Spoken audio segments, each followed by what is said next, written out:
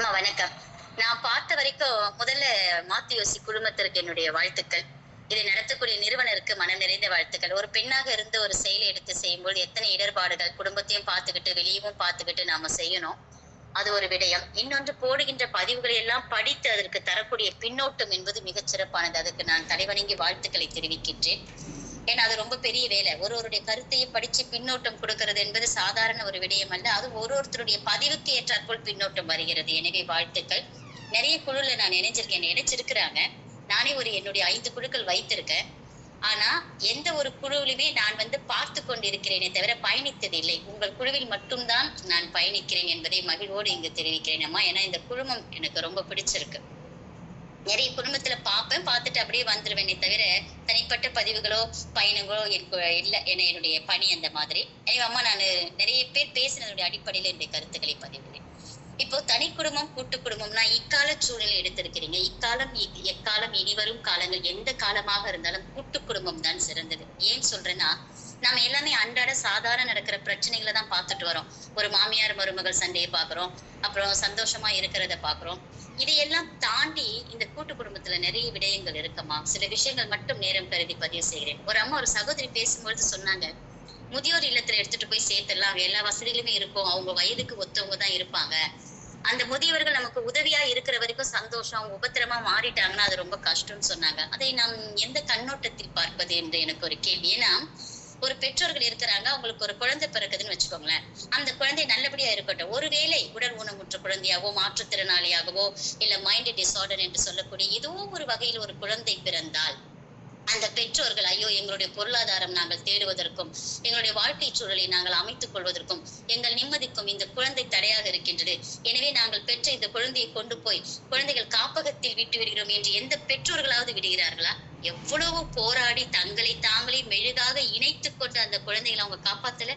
அப்ப நாம மட்டும் ஏன் பெற்றோர்களும் முதியவர்களும் உதவியா இருக்கிற வரைக்கும் வச்சுக்கிட்டு, உதவிக்கு அப்புறமா அவங்களால வயசாயிட்டா உதவி செய்ய முடியாதுன்னு நம்ம தூக்கிட்டு போய் முதியோர் இல்லத்தில் சேர்க்கலாம் என்பது எந்த வகையில் நியாயம் என்று தெரியும்.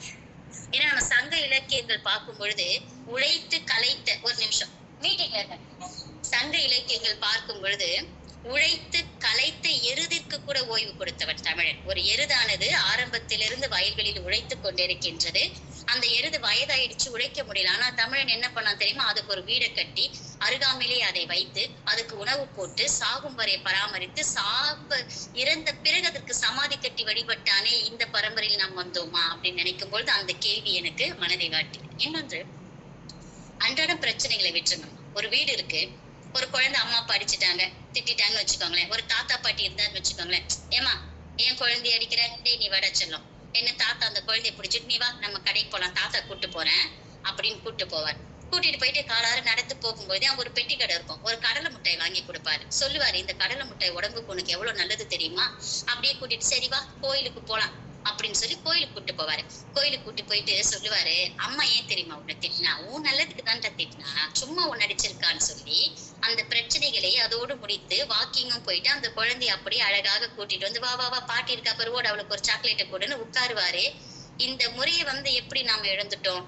இன்னைக்கு சித்தப்பா, பெரியப்பா, மாமா, மாமி, அத்தை, மகன் என்ற உறவுகள் எல்லாம் இல்லையே. உனக்குன்னு எனக்குன்னா நம்ம வாழ்ந்துட்டு இருக்கிறோமே. ஒரு விடயம் அம்மா, நாம நம்ம பிள்ளைங்க இப்படி வரணும்னு நினைக்கிறோம்ல, நாம அப்படி இருக்கிறோமா? நாம என்ன ஆசைப்படுறோம்? நம்ம குழந்தைங்க வீட்டுக்கு வந்தாங்கன்னா அவங்களை வரவேற்கணும், குழந்தைங்க ஒழுக்கமா வளரணும், எல்லாரும் கூடயும் அன்பா இருக்கணும்னு நினைக்கிறோமே. அப்ப நாம அந்த கூட்டு குடும்பத்துல இருந்தா தானே அது அந்த குழந்தைங்க கத்துக்க முடியும். கத்துக்காத உடனே நீங்க எப்படி இன்னைக்கு கொடுக்க முடியும்? நாமளே இப்ப தனியா வந்துடும். சரி, இப்ப தனி கொடுத்தனும் அப்படின்னா கணவன் மனைவி பிள்ளைகள் வாழுறீங்க. உங்க பிள்ளைங்க படிச்சுட்டு வெளிநாட்டுக்கோ மத்த இடங்களுக்கோ போகும்போது நீங்க எப்படி ஃபீல் பண்ணுவீங்க? அப்போ நீங்கள் உபத்திரமா அல்லது நீங்கள் உதவியா? அப்ப முதியோர் இல்லத்துக்கு நாமளே போயிடணுமா, இல்ல அவங்க கூட்டிட்டு போய் சேர்க்க போறாங்களா? அனைத்துமே பொருளாதாரத்தின் அடிப்படையில பாக்குறோம், உண்மைதான். ஆனா இந்த பொருளாதாரம் அந்த காலத்திலிருந்து தொடர்ந்து வந்துட்டு தானேமா இருக்கு. எல்லா பொருளாதாரமும் வந்துட்டு தானே. இதையும் தாண்டி ஒன்று சொல்கின்றேன், நமக்கு வாழ்க்கையில் எத்தனை போராட்டங்கள் வந்தாலும், எவ்வளவு சிரமங்கள் சூழ்நிலைகள் வந்தாலும் அவற்றையெல்லாம் சமாளித்து கொண்டு வாழக்கூடிய மன வலிமையை இந்த மாதிரியான சூழல்கள் தான் நமக்கு கொடுக்கும். எதுவுமே இல்லாம ஒரு ஸ்மூத்தான ஒரு நல்ல வாழ்க்கை வாழ்ந்துகிட்டே வரும்பொழுது அந்த வாழ்க்கையை தான் குழந்தையும் வாழ விரும்பும். எனவே இந்த கூட்டு குடும்பம் என்பது மன வலிமைக்கான அடிப்படை ஆதாரம். ஒரு விடயம் சொல்கின்றேன், சிவபெருமானினுடைய குடும்பம் இருக்கு, கடவுள். சிவபெருமான் என்பவருடைய கழுத்தில் இருப்பது நாகம். அந்த நாகத்திற்கு எதிரியாக இருப்பது முருகனிடம் இருக்கக்கூடிய மயில் வாகனம். விநாயகரிடம் இருக்கக்கூடிய சுண்டலி. நாகம் என்ன பண்ணும்? சுண்டலி பிடிச்சு சாப்பிடும். முருகருடைய மயில் என்ன பண்ணும்? பாம்பு தூக்கிட்டு போயிடும். சரி, இது ஒரு பக்கம். ஈசன் அமர்ந்திருப்பது காளை எனும் வாகனம். ஆனால் பராசக்தி அகிலாண்டேஸ்வரி அமர்ந்திருப்பது சிங்கத்தின் மீது. சிங்கம் என்ன பண்ணும்? காளியை அடித்து சாப்பிட்டுடும். இப்படிதான் இந்த குடும்பம் இருக்கிறது என்றால் இந்த குடும்பம் நமக்கு உணர்த்துவது என்ன என்று யோசித்து பாருங்கள்.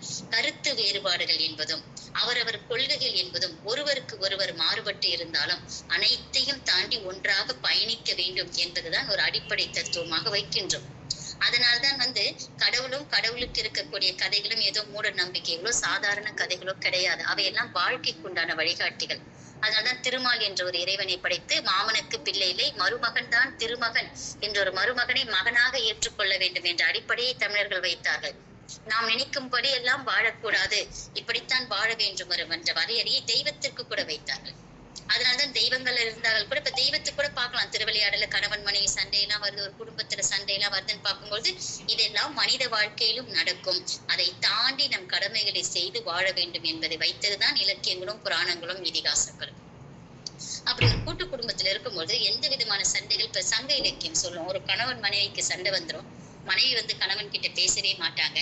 கணவன் பாப்பாரா, ஐயோ இவ சிரிக்க மாட்டாளா, சிரிச்சா அழகா இருப்பாரு, ஏங்கிக்கிட்டே இருப்பாரா. சரி, இந்த மனைவியை சிரிக்க வைக்கிறதுக்கு என்ன வழின்னு அவர் யோசிச்சு விருந்தினர்களை வீட்டிற்கு வர சொல்வாராம். அப்ப அந்த விருந்தினர்கள் வீட்டிற்கு வரும்போது அந்த மனைவி அதை அனைத்தையும் மறந்து அந்த விருந்தினர்களை வரவேற்று உபசரிக்கும் பொழுது அந்த முல்லை போன்ற பற்கள் எயிறு தோன்ற அவள் சிரித்தால் அதை பார்த்து நான் புன்னகைத்தேன் என்று கணவன் சொல்லும் பொழுது ஒரு விருந்தினர் வருகை என்பது, ஒரு உறவுகள் வருகை என்பது அந்த குடும்பத்தில் இருக்கக்கூடிய பிரச்சனைகளை எல்லாம் மறந்து ஒன்றாக நாம் பயணிப்பதற்குண்டான ஒரு வழிவகையினை ஏற்படுத்தும். இன்னைக்கு ஒரே பிள்ளைங்களை வச்சுட்டு இருக்கிறீங்க, அந்த பிள்ளைங்களுக்கு அடுத்த உறவுகளிலே நாளைக்கு ஒரு பிரச்சனை வந்தா அந்த குழந்தை அக்கா வீட்டுக்குன்னு எங்க போகும், தம்பி வீட்டுக்குன்னு எங்க போகும், தங்கச்சி வீட்டுக்குன்னு எங்க போகும். அந்த ஒரு குழந்தை என்ற பாரம்பரியம் வரும்பொழுது அதற்கு அத்தை என்ற உறவினுடைய முக்கியத்துவம் என்ன, அதற்கு பெரியப்பா யாரு, அதுக்கு சித்தப்பா யாரு, அதுக்கு மாமா யாரு, அதுக்கு பாட்டி யாரு, அதுக்கு தாத்தா யாரு, இப்படி எதுவுமே இல்லாமல் பொருளாதாரம் என்று வைத்துக் கொண்டு அவற்றை அடிப்படையாக வைத்து பொருளாதாரம் தேட போறோம், நாங்க பிரச்சனை தேட போறோம், தூரமாக இருந்தால் எங்களுக்கு பயணங்கள் ஈஸியாக இருக்கும் என்று நிறைய காரணங்களை நம்முடைய வாழ்க்கை வசதியாக இருக்க வேண்டும் என்பதற்காக நாம் படைத்துக் கொண்டோம் என்பதுதான் உண்மை. இதைதான் நம்ம குழந்தைங்களும் படைச்சுக்கும். இப்ப நாம எப்படி படைச்சு நம்ம வாழ்ந்துட்டு இருக்கோமோ அதைதான் நம்ம குழந்தைங்க படிச்சுட்டு போயிடும்.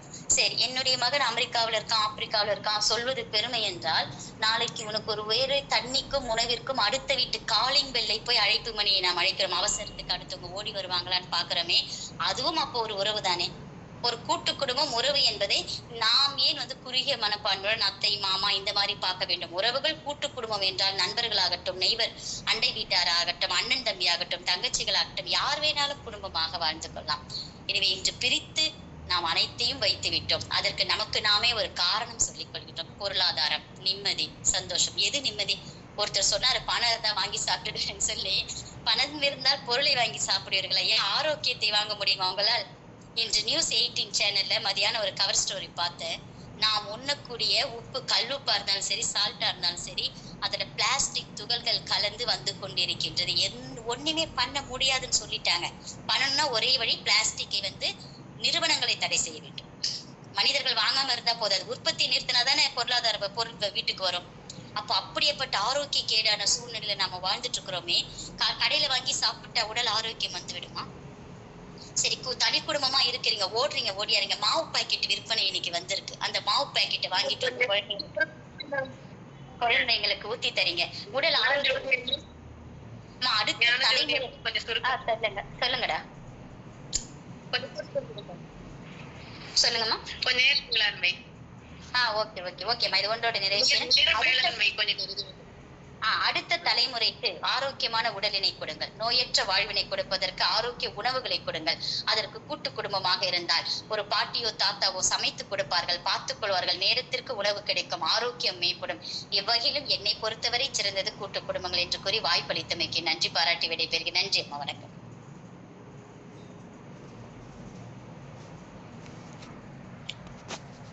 இறுதியா வந்தாலும் இந்த முறை நம்முடைய எல்லாவுடைய வினாக்களுக்குமே விடை கொடுத்து தமிழால் இணைவும், தமிழராய் இருப்போம், தமிழோடு வாழ்வோம் அப்படின்னு கம்பன் கழகத்துடைய பொதுச் செயலாளர் அம்மா தமிழே தமிழுக்கே ஒரு அறிமுகம் அப்படின்ற மாதிரி தன்னுடைய சொல் வன்மையால் சிறப்பித்து அந்த இனிய குரலால் ஒவ்வொரு சொற்களையுமே வந்து சிறப்புற பேசினதற்கு சிறந்த வாழ்த்துக்கள் அம்மா.